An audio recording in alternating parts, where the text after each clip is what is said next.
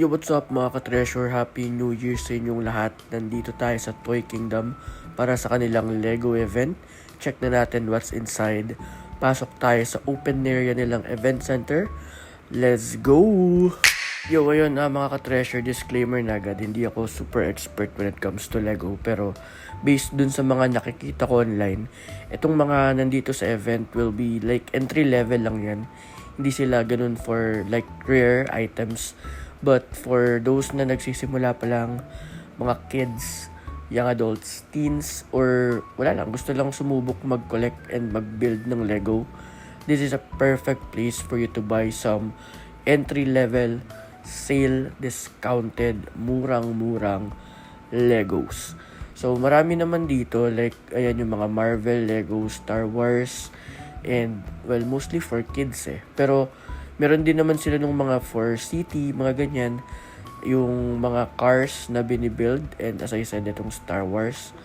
Avengers, yung Marvel, meron din sila dito. Mga Disney characters. Yan, meron din nakita ko. And also, meron din sila nung sa One Piece.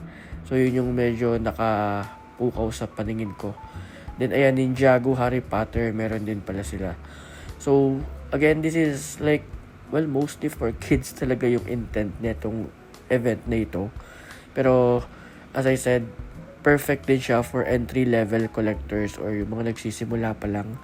Mga gusto lang mag-build and like healing inner child lang. So, ito ay napakagandang event for us. Discounted, maraming sale. So, visit them here at MOA. So, pinaka-baba lang yan. Bungad lang sa main entrance. Pagpasok nyo, tapat lang yun ng French Bakery. So, nandun na sila. So, check nyo na lang personally para makita nyo yung mga full items nila. Baka nagre-restock, nagbabago each day. So, ayun lang, na-share ko lang. Watch the full video for more items na available. Happy New Year again mga ka-treasure. See ya. Peace.